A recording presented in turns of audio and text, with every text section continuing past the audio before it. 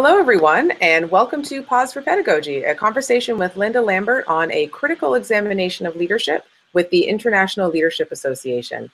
My name is Lisa Endersby, and I am an educational developer with the Teaching Commons at York University and co-editor of Pause for Pedagogy. The ILA and I are thrilled to welcome Linda to our latest conversation in the Pause for Pedagogy series. So welcome, Linda. We'd love for you to tell us a little bit about yourself. Okay, hello. Good morning, Lisa. Great to see you. I think that where I should start perhaps is, well, it's a long story, but right now I am writing, and I am also interested in writing aspects or dimensions of my previous work and sort of consolidating that. I was a educator one time, a junior high principal, a district office person. I was at the university, worked in Egypt, lived and worked in Egypt for a long time. Much of my work has grown out of education and then international management issues. And my latest book is Liberating Leadership Capacity, which sort of consolidates the previous work that I've been doing over these 3-4 decades, actually. Live in Northern California, and am eager to have this conversation with you today. Well, as Linda has mentioned, as I'm sure all of our listeners and readers can tell, there is a real breadth and depth of experience, not just in this conversation, but in many of the other things that you've done. So I know that I'm excited for this conversation. I selfishly enjoy these conversations because I get to learn as much as I get to facilitate good discussion. So hopefully, not hopefully, I know we're going to have some good discussion for our colleagues today at ILA. So thank you, Linda. And I guess my first question then is a question about questions, as it were. What key question or questions were you hoping to answer in writing this article for us? Okay. As you know, questions really drive our life, right? And our work. And so that's always the first thing when you're approaching a task or an idea. Two big questions come to the surface in terms of this work. Probably the first one is how to challenge and reframe traditional assumptions about leadership, and how is that work approached through the use of critical theory. I think secondly, perhaps, is how critical theory and constructivist theory can help us to understand the evolution of leadership, particularly over the last quarter century, where we've seen tremendous reshifting and redevelopment and reframing of this ancient concept. So those are my two big questions, I think. The challenging through critical theory and the understanding the evolution of leadership. And those are two very big questions. Speaking as a PhD student, those are two dissertation topics, I think, in and of themselves. And now we're just trying to do it in a very small article. So this should be an interesting lead into our next question then, and how do we take these big questions and think about them in terms of our practice or our pedagogy? So can you tell me more about the practice or the pedagogy that you discuss in the article? And where did the idea or perhaps the need for this work come from? Sure. Well, let me start with the second part of that question. In the early 80s, I did my dissertation on a critical examination of adult learning and policy. And in this practice, in this investigation, I interviewed many educational leaders from across many, many different domains, from politics to policy to school leadership, to university management. And what I discovered in those interviews was that these individuals really used a critical constructivist approach to their own work and their own thinking. Meaning was central. Meaning was central to how they interpreted their work and how they learned. Out of that, I began to pull many principles around critical theory and constructivism. And that really framed my work for the next 2 decades, whether I was in a school, whether I was in a district office, whether I was in an international setting or in the university. I use those approaches in many, many different domains. And that sort of culminated in the first major book called The Constructivist Leader, published in 1995. And then after that, 7, 8 other books came out of that work as well. Sort of evolved out of that work. And that was at the beginning of this quarter century I was talking about earlier, where I think we've seen a tremendous shift in the concepts around leadership. So these are some of that's the context in which this work comes. So in this Pause for Pedagogy article, I'm beginning with or starting with people identifying their own narratives, their own stories, and to unravel those stories to see what assumptions they hold about leadership. And then in dialogue with each other, I pose a number of questions that lead them into examination of these assumptions and how effectively they play out in their practice. Further then in the dialogue, we talk about how might you reframe these assumptions in order to have different and novel approaches to leadership and new definitions as well. Exciting. And I think it's probably, and I'm sure given my shorter tenure in time, not just on Earth, I suppose, but in the profession, this idea of new approaches to leadership that come out of these questions and assumptions, I think really is quite long overdue. A lot of our practices, and that I've seen, comes from a very narrow, if you will, definition of leadership. So I think it's quite interesting and quite apt that in Pause for Pedagogy, we're not just talking about the pedagogy itself, but what inspires that practice, which for many of us is a particular definition of leadership. Interesting. Right. Well, let me add on to that. Sure, please. Our traditional notions of leadership, as you well know, viewed leadership and leader as the same. In other words, leadership was about person, it was about role, it was about a discrete set of skills that these individuals have. If we then begin to question this and say, perhaps leadership is bigger than that, it's larger than that, it's embedded in the culture and the relationships and the communities that people create together. So once leadership is beginning to be seen as a cultural concept embedded in the nooks and crannies of relationships, it becomes much broader than the individual.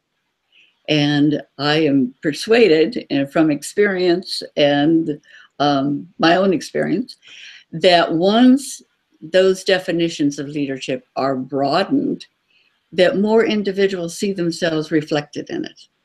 They no longer ask, well, can I be a leader? I'm not a leader. Because they can see themselves reflected in this larger domain of a cultural community working together to accomplish purpose. That might be wordy. No, that I was just thinking I could see how apt that would be and how necessary that would be for even colleagues of mine who work in student affairs and services. Many of us who work in leadership development struggle with that notion of identifying as a leader. And a colleague that I much admire and would hesitate to call a friend only because I hold her in such high esteem. But when Susan Komovez talks about leadership identity development and this notion of seeing leadership out there as something that's accessible, as opposed to now what you're talking about, where it is accessible and it is something that we could do or perhaps even be. Which is a whole other article and a whole other conversation. And I'm sure I'll just wrangle Linda into co-authoring something with me at some point. But for the purposes of this conversation, my next question for you, and thinking about your article for Pause for Pedagogy, what were your learning outcomes for this practice or pedagogy? And how did you or would you assess whether these outcomes are being met? Okay. Well, the first one, and I think I alluded to earlier, would be to challenge current assumptions about leadership, to sort of get underneath that.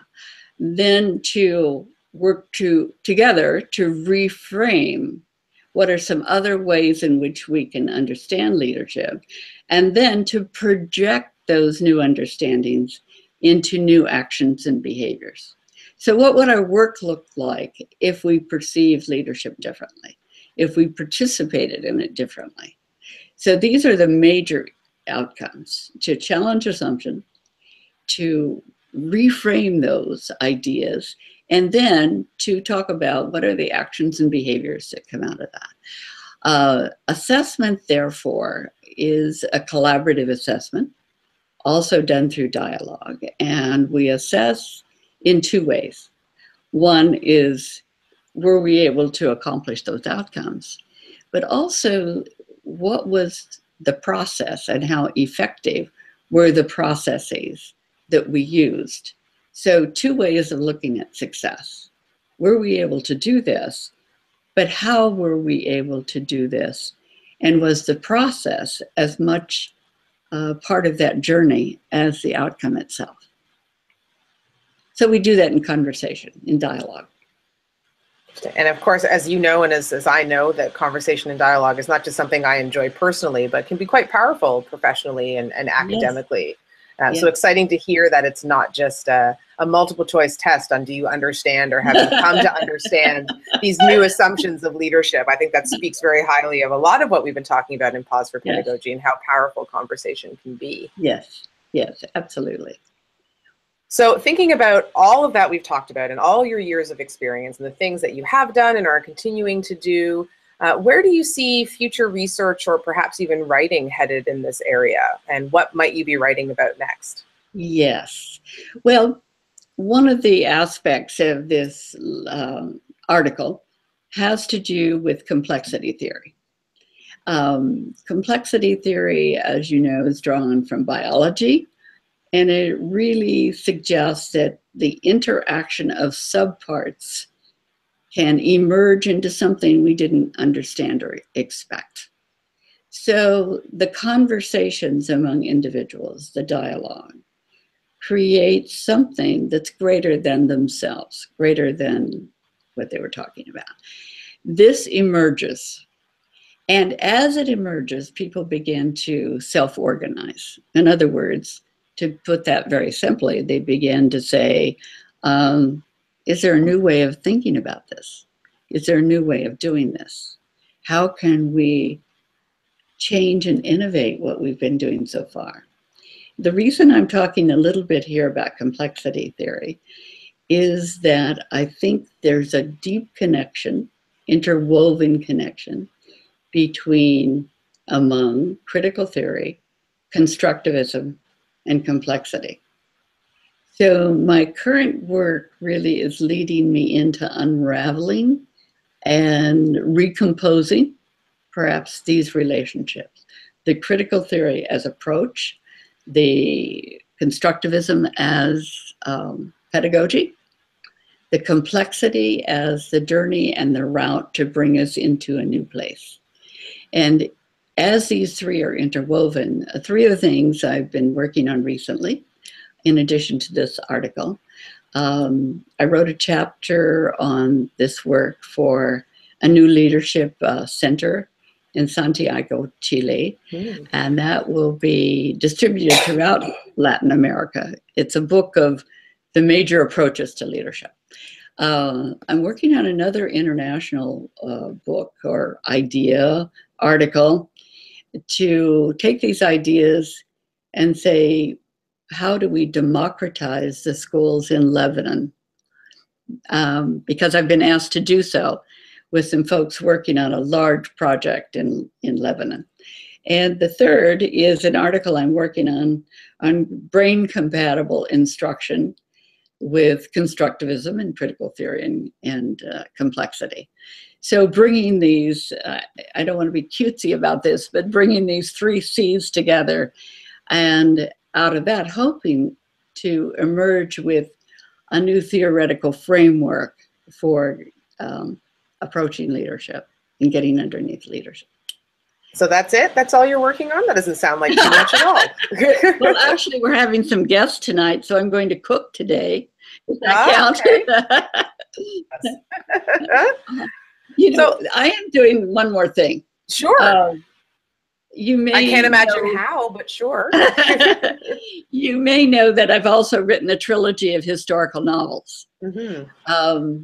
And the first one is set in Egypt, where we lived for quite a while. And I've been doing a series on the Muslim Brotherhood and changes in the Middle East. And now I'm on essay number 9 in this in this series of essays that are being posted. So this seems like my foot is in a whole other field. But like many people, I make sense of what I believe by writing and enjoy doing that. And so what I really have consistently found, is the more you pull back and venture into other fields, the more you make sense of your own. So that's sort of a piece of advice for people in leadership and perhaps in all fields. The more you can wade into, explore other disciplines and other domains, the more you come back and make sense of your own. I think that's what complexity theory really did in terms of my own thinking about education and leadership, is fully stretching out almost in a synectics way, and then exploring in different domains, and then coming back in, and it helps you to reframe your own original ideas. So Absolutely. Those are some things that I'm working on. Just a few things. Just a few things. But lots of good advice and lots of good things for us and our colleagues at ILA to think about. And Linda, before we sign off, is there anything else that you wanted to share? Any other words of advice or any other pieces about your article that you wanted to share with our readers and listeners? Well, I think part of the challenge of reading these excellent articles you have in Pause for Pedagogy is to internalize them a little in terms of your own learning and your own practice. Think them through in terms of how you learn. Are you comfortable with these approaches to learning? Does it take some additional practice for you to explore your use of dialogue here, or your use of challenging assumptions, and exploring your own assumptions? So I think the first path is a very personal one. How does this relate to who I am as a learner, then who I am as a leader? And then to practice with a small group of people some of these ideas that come up through this. So I think exploration, inquiry, reflection, and dialogue. That is sort of the magic frame for the learning process, whether we're leading or whether we're learning a new recipe or whether we're learning a new activity or exercise. So always paying attention to inquiry, reflection, dialogue, and action. That's excellent, and it gets me thinking about how I can put that as a graphic in a workshop that I do with faculty here. Yes. You're absolutely right, and certainly something that we not just hope to have for our students, but hope we have for ourselves. So I appreciate that reframe quite well. Thank you. Correct. Yes. Thank you so much for being here with us today. We certainly appreciate your insight and your conversation, and we know that this is going to be an excellent complement to your published article. So thank you for joining us today, Linda. Thank you. Thank you, Lisa. Okay. So everyone, Pause for Pedagogy is an initiative of the Leadership Education Member Interest Group of the International Leadership Association, or ILA. All of our articles and videos are available at www.ila-net.org, and you can follow us on Twitter at @the_ILA. Thanks so much, everyone, and thanks again, Linda. Thank you. Bye-bye. Bye.